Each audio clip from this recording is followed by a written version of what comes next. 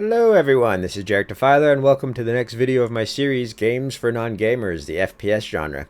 Last video we took a look at movement and controls of Doom 2016, just showing the basics of traversing your character around the map, doing a little platforming, double jumping and whatnot. Today we're going to be dipping into the combat, going over the basics of just shooting, movement and control while you're shooting, headshots, body shots, the differences of those, and simple stuff like that. Nothing too fancy. Alright, fair warning, going forward this is going to be a very violent and gory experience. This is Doom 2016 of the Doom franchise, so it's very cultish, satanic, a lot of blood and guts, mostly demon blood and guts, but there's some human blood and guts too. So if you don't like that gory, violent nature of these kind of video games, then you might want to switch off because this probably won't be for you. Alright, before we get started with the actual combat, we're just going to brush over how to actually switch weapons. Now, this is a save file that I have from a game that I already completed a while back. So I have all of the actual weapons in the game, which is good because that's good for demonstration purposes. Now, if we hit escape, go to the settings menu, mouse and keyboard options, key bindings, scroll down a little bit, you'll see right here it has the next weapon and previous weapon function. That's going to be X or Z on the keyboard for your hotkeys, and wheel up and wheel down refers to the scroll wheel on your mouse. So we're going to be demonstrating that. Switch weapon Q, this will bring up a weapons menu sort of in game. We'll see that as well. And if we go down, these will be the hotkeys for each individual weapon. You can obviously change all these if you want, but this is just standard. I just kept what they had in the game. It's nothing too fancy. G and T is the only unique ones, but generally 1 through 8 or 1 through 0 even on most games is what you will be using to switch weapons on the actual keyboard. And so these will be your standard guns, and in most FPS games this is the hotkeys that you'll be using, 1 through 9 or 1 through 0, just depending on the game. So if we go back to the actual game, now I'm on number 1 right now, which is the pistol. But if I press 2, then it's going to go to the shotgun. Press 3, plasma rifle. 4, assault rifle. 5, rocket launcher. 6, super shotgun. 7, Gauss cannon. 8, chain gun. And then if we hit G, it's going to bring up the chainsaw. And if we hit T, it's going to be the most powerful gun in the game, the BFG. So press 1 to go back to the pistol. Now, that's just pressing each individual key, but you might not want to do that while you're in game. Well, actually I take that back. You can do whatever you want and it's helpful. But generally the easiest way to scroll through weapons is to use the mouse scroll wheel. So starting at number 1, which is the pistol, if I scroll up on the mouse wheel, then it's going to go to shotgun, heavy assault rifle, little plasma rifle, and etc, etc, etc. Now once I get to the chain gun, which is number 8, I can scroll back down with the mouse wheel and it'll just go in reverse. So I can go Gauss cannon, super shotgun, rocket launcher, plasma rifle, all the way down to the pistol. Now as you can see, you can just keep on scrolling and it won't stop. It'll just keep going through weapon, through weapon, through weapon, through weapon, through weapon. Now this is very common in pretty much all FPS games. You can obviously keybind it to be something else, but this is just the general default key bindings for it. And it's very helpful and useful. Now we also have the Z key, which pretty much does the same thing as the scroll wheel on the mouse. It's just if I'm pressing Z, then it's just going to keep on scrolling through, and X will go in the reverse direction. So just keep that in mind going forward. Now we have, if I press Q, it's going to bring up the weapons menu, so you can actually see all the weapons that you can choose from, or most of them anyways. It doesn't have the special weapons, which is the BFG and the chainsaw. It just has the standard weapons that are on the actual 1 through 8 functions and the ones that you can scroll through on your scroll wheel. So that's something this might not be as standard in most FPS games, but it's prevalent in a lot of them. It just depends on the game. So keep that in mind going forward if you decide to play other FPS games. It's just a really good way to cycle through weapons and stuff. I prefer using the scroll wheel, but a lot of people might prefer just clicking the hotkeys. It just depends on your style. Now keep in mind for your character movement, it will always be WASD on your keyboard. That's going to be what you're going to be using to actually move your character and position him around the map. For looking, it's always going to be the mouse. In first-person games, third-person games, generally, you know, your mouse is the thing that's going to be moving all around your viewport, or moving your viewport all around, I should say. So this is just nothing but mouse movement. You're not really going to be able to do any of this with the keyboard, so keep that in mind. And when you're conjoining the two, it's going to be a little bit complex at first. You're probably going to be a little bit overwhelmed. It can be very difficult at the start. It's something that you very much have to just get used to put it frankly. You have to just practice and practice and get to the point where you can just feel comfortable with it. And a good way to start off is just to lower your mouse sensitivity to a very low sensitivity, so you can't really move it as fast. And not only will that make you more accurate, but it also just gives you much more control. And then when you feel like you're more confident, you can up the sensitivity a bit more to something more suited to your liking. Now, just keep in mind that whenever you're aiming and whatnot, that the movement and the mouse are going to be played together. So if I'm moving to the left right here and then I move my mouse, now all of a sudden I'm going in a circle, right? Because the mouse, the look-in function does affect your positioning where you will be moving as well.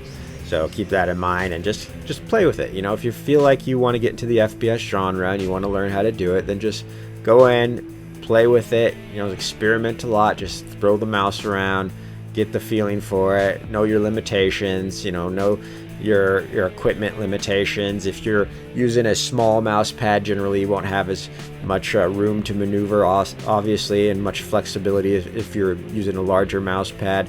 Some people have a bit, you know, more stiffer wrists, others don't. Just depends on you, and you know, you can adjust everything if you want. You know, you can adjust your sensitivity, you can adjust your, you know, you can invert your look function.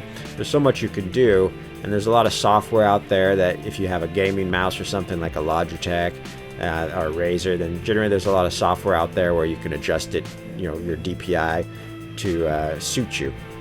So it just really depends on you as a player, how you want to play. I tend to go low sensitivity, fast like movement and control. So I'm not the best at aiming, but I'm really good at positioning and movement and, you know, doing like platforming and stuff like that. So that's where my strengths lie. But my aiming is, you know, not the greatest. So it just depends on you as a player, what you want to do. But just play with it, go slow, you know, and take the time and have patience in learning it.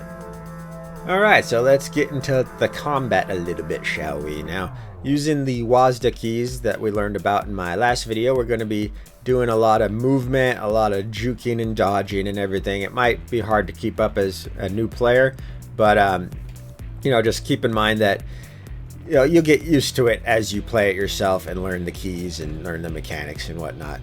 But I'll try to go slow. It's kind of hard when you have a lot of enemies coming at you, because for instance, we're in a level that's like, I think like 5 or 6 levels into the game, so this isn't exactly the first level, so a lot of the enemies are some of the more advanced ones. But I just wanted to show, you know, the different tactics we use on different enemies and stuff, instead of just shooting the most basic enemies, or the grunt enemies is what we would call them. So going around, as you can see, there is a lot of hot sauce all over the floor and the ground. And you know, these people, this lady's covered in hot sauce, so these guys over here.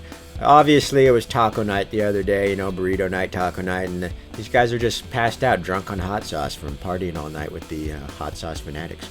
So I don't know what's their obsession with hot sauce, but you know, there you go. There's so much hot sauce in this game. All right, anyways, going forward, we are going to be taking a look at down here at more of a hectic fight and different types of enemies. Now, keep in mind that the things that you have to pay attention to in various games, especially when it comes to FPS games, is where you actually shoot the enemy on their body. So like with these guys, these are kind of the weaker units. If you hit them in the head, if you actually hit them, it's generally a one-shot kill. Because just like in real life, you know, the head is where the brain is and stuff, and apparently demons in this game are no different for the most part. Some of them are. But in FPS games, you always want to go for the head, because that'll do. It might not always kill the enemy right on, you know, in one shot, but it will generally always do excessive damage. Like a damage multiplier will go, no, a damage multiplier rather will go off, and they will take like critical damage, which might be like double damage or triple damage, just depending on how the game has it set up. So this is the kind of style that you want to have when it comes to this game. You want to be, or just like, not even just this game, most FPS games, you want to be just constantly moving, you know, juking, dodging. You can see the enemies, they all have their own patterns, they have their own techniques and abilities and stuff like that. As you can see, the big guys over there shooting at me, that's their unique ability. You know, shoot that barrel and blow them up. You know, the little guys up there are launching like kind of fireballs at you. So you always want to be moving on your toes and just practicing. This is why it's very important. In the last video I mentioned, you just got to practice those WASD keys and get yourself constantly on the move so you can dodge and juke and jump around and everything. We got our double jump effect that we have into play right here. That glowy orange thing is a buff, so we'll probably get that later once I explain how those work, which is kind of a unique thing to the Doom series, is buffs. And as you can see, that's an execution whenever they glow like that. That's another thing that's unique to Doom, so it's not something you'll probably see in other FPS games. I'm kind of kiting this guy around just to show my point. So now I'm just using the pistol. We could use some of the bigger guns and it'll kill them like way faster because each gun does different damage and stuff. I'm just using the pistol just to kind of show up, like prove a point that headshots, very important. I can execute them like that. And with Doom, you generally have like a wave-based level style, so most of the time you can't proceed unless you kill all the enemies in a certain area. In this case, would be known as the like game arena. So right now this room is pretty much the game arena. When it comes to combat, you have to defeat all the enemies in the room before the game will let you proceed. This is very common in FPS games. Open world games, not so much. But now you'll see the marker right here. This little glowy diamond thing is a quest marker, and it's requiring me to activate this monstrosity right here, which will then open up kind of like a portal to summon in all these other demons that you have to defeat. So we'll do that pretty soon, but before we do, just keep in mind that this game can get very hectic, so it might be a little confusing as a new player, but this is just, again, far off, kind of a more advanced level. At the start, the game ramps you up pretty well, so you can, you know, do just simple enemies, slow stuff. You can play on an easier difficulty, and it won't be such a problem. But most games will have that opportunity for new players, so don't get intimidated by this gameplay. Alright, so I'm going to activate this quest objective right here, which will start summoning the other demons. And we'll go over what I just picked up on the ground right there, because that's something important too. But right now we're just focusing on the combat and the monsters and different abilities of monsters and whatnot. So when I activate this, it's going to summon all these other monsters, and we're going to try to go for as many headshots as we can. It's probably not going to work in the long run. I don't have the best aim, but you know, it's fun nonetheless. Because as again, the headshots always do more damage, so you want to try to always do headshots. It's very important in PvP games, for example. But just, you know, if you shoot, depending on the game, sometimes body shots might just all count for the same damage. But some games, they take into account like limbs even. So if you shoot somebody in the foot, then it's going to do less damage than if you shoot somebody like in the chest or in the arm. It might do less damage, you know. But the head is generally always where you want to shoot, unless you're playing Dead Space, which is the limbs or the weak points. So we're going to hit F here, do the animation of pulling out this thing's heart or whatever that is. Maybe it's a gallbladder. And immediately we already have new enemies. So at this point I feel, hey, I'm confident enough to switch weapons. So now we're going to try the shotgun. Now as you see, the shotgun has different range. It's well, obviously it's a shotgun, so it's not going to be as accurate as the pistol, but it's going to be doing way more damage. And it also has a secondary function, which I showed earlier, where you will be able to shoot a grenade like that. Boom. But it has a cooldown, which you can see that red circle that goes around the cursor. That's a cooldown basically, so I can't shoot another grenade until that red circle is done. But we're gonna go around, just see, I'm just constantly moving, constantly juking. This Hell Knight over here, the big guy with like the white head, He's a melee kind of, not a mini boss, but he's like a very strong enemy that you don't really want to let get close to you because he will mess you up. And as you can see from this guy that just got knocked down, he messes up his own his own allies too. So as you can see right there, I just blew off that guy's leg. Wasn't a headshot, but it still was effective, obviously. Now, again, we're just constantly moving. This is what you want to do. Constantly moving around. I'm not attacking as much because I just want to demonstrate some of the movement and controls and demonstrate how a lot of the enemies might react differently. You know, this guy again, like always shooting at you, and then this guy, but you have this Hell Knight that's trying to run up and, you know, beat your head in with his fists.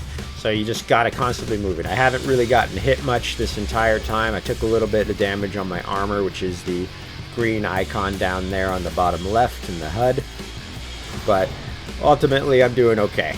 Now, these guys, the imps, don't take that much damage, but shoot these guys. So, with the shotgun, again, you know, headshots are important, but you're generally not going to be, you know, doing too much if you're getting, like, far away from a distance, because the spread of your gun, which is, like, the bullet spread, is going to be, kind of moving out in a big cone circular pattern, so it's not going to be able to hit a very, you know, precise, accurate point when it comes to the shotgun. Unlike the pistol, which is, you know, just one shot, and it's very, as you can see, very precise, but it's not as powerful. The pistol is the weakest gun in the game, but I actually enjoy it a lot. I play most of the game with the pistol because I like it. It has a charging effect and everything. But now if we take a look back, these are all the enemies that we're going to have to destroy in order to proceed in the arena. So now we're looking at the shotgun. We can take a look at the assault rifle. This is a standard automatic weapon that has a secondary function of execute right there. Secondary function of doing these lock-on heat-seeking like missiles. So that's always good. You want to keep that cursor on them no matter what. Then they get that explosive effect. Once you get enough of them on there, they can really do a lot of damage. So the assault rifle is, you know, for those that like that kind of more, you know, fast shooting, and it's less accurate than the pistol, but more accurate than the shotgun. So it's very effective. Not a lot of ammo for it in the game for some reason, so I don't use it that often. Now the plasma rifle is going to be another kind of special gun. It's like a automatic, well, plasma weapon, I guess. It does more damage than the assault rifle and the pistol and the shotgun and everything, but I'm not a big fan of it. But it does have a cool secondary function like that, which you can talent to make it lock enemies down, and it's good. Does a lot of damage, but it shares ammo with another weapon in the game, which is kind of a pain, because if you want to use both those weapons, then you have to conserve your ammo properly and then decide which one you want to use, which is actually a good thing, but you know, forces you to play smart. So now we can move up to the rocket launcher. This is the big boy. It's pretty good, you know, just little one-shot a lot of the smaller enemies. Oh, we got this big guy. But if we right-click and hold, then it will actually lock onto enemies and shoot like a triple shot. So the different weapons are, you know, really unique, really advanced, and if you get familiar with them, you'll realize, hey, some just have their advantages, some have their disadvantages. For instance, the super shotgun, it's a shotgun, but it's really powerful shotgun. So you can, I'm just one-shotting most of these guys, which is, you know, something that the regular shotgun doesn't really do. Now this is the Gauss cannon. This thing is fairly unique. It's like a big, like, lightning gun thing. So let me kill these little guys first, just so I can demonstrate it. Sure. Why can't I hit him? As you can see, I'm like the best shot when it comes to this stuff. So this is an example of this, the differences in power in the gun. See, I was hitting that guy multiple times with the pistol, but since I didn't have it charged, it wasn't doing much damage, because the pistol is just really, really weak when it's not charged. But if you charge it up, then, you know, you can pretty much like one-shot most of those guys. So it's really cool. That's a really cool thing about Doom, is just having these secondary functions on each weapon. Not really common in a lot of FPS games. Doom is, you know, fairly unique in that regard, and fairly inspiring to a lot of games, a lot of FPS games, as it was pretty much one of the first, outside of Wolfenstein, it was one of the first FPS games to break into the mainstream market and really bring FPS games to the forefront of gaming culture. So now that I got a bunch of those little guys out of the way, I'll go back to the Gauss cannon. This thing is just a big, like, lightning shot. But if we use the secondary ability, it becomes kind of this, like, siege weapon. And as you can see, it just does a lot of damage. Whoop! Missed my chance. And this guy, this big guy, has like this ability that, as you can see, if you get close up to him, then he does this attack right there that I think locks you down. I can't remember, but it's really powerful, really annoying. So you have to be careful of getting too close to him. So these are things that you just have to keep in mind as you're playing games. You have to be very aware of your surroundings, very aware of your enemies, because they all have different abilities and stuff. And pretty much most FPS games will have different kind of enemies like this. Not as advanced as this. I think Doom is more advanced in the diversity of the enemy department.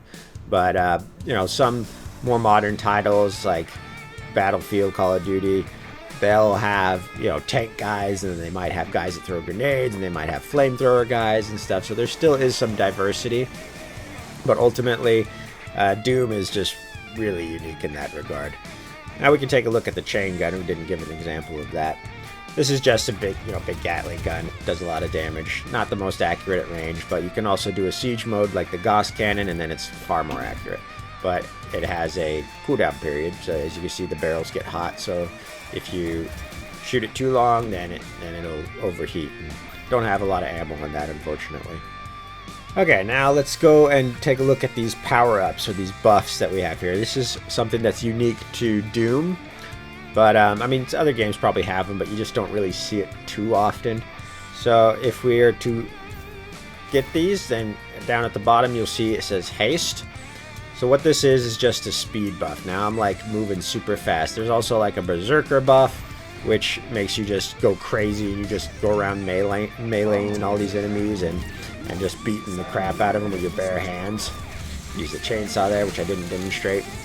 Kind of a waste on the grunt, but there you go. So as you can see, on the haste icon at the bottom, whoop, I'll let this voiceover go. I did hope she could rise. Blah blah blah blah blah. I was wrong. She proved to be. This isn't really a spoiler, just in case anybody's caring about that or anything. So as you can see, the buff now disappeared because it was on a timer. Everything's on cooldown. Got more hot sauce around here. Now, we didn't look at the BFG or the chainsaw yet, so chainsaw, it's kind of a waste of use on these guys, but we'll try the BFG. The BFG, it just and then everything evaporates. So it's a very powerful gun, very fun to use, but ultimately it's hard to find ammo and stuff for it. Now, if we want to use the chainsaw, we'll hit the G, and that pretty much one-shots most of the enemies in the game. Very useful and very gory and bloody. That's what we call a loot explosion, all this ammo and like armor and health bars and stuff that fall out of it. So it's a lot of fun to use that gun, but it only has limited ammo. Now we'll press T, use the BFG again, and as you can see, it pretty much just destroys everything in the path. So this is the basics of it. This is just pretty much what combat comes down to. You're just constantly moving, always on your toes. You know, have to take into account different types of enemies, you know, their weaknesses and their strengths. You know, for instance, these shield guys, that you have to get behind them and try to force an execute like that. You know, I like the shotgun a lot. I tend to use this a lot. You can chain executions like this. You know, this is mostly unique stuff to do, like I said before, but it's this experience of just this fast-paced movement, you know, learning how to aim properly, learning how to constantly be on the move is very just helpful when it comes to games in general.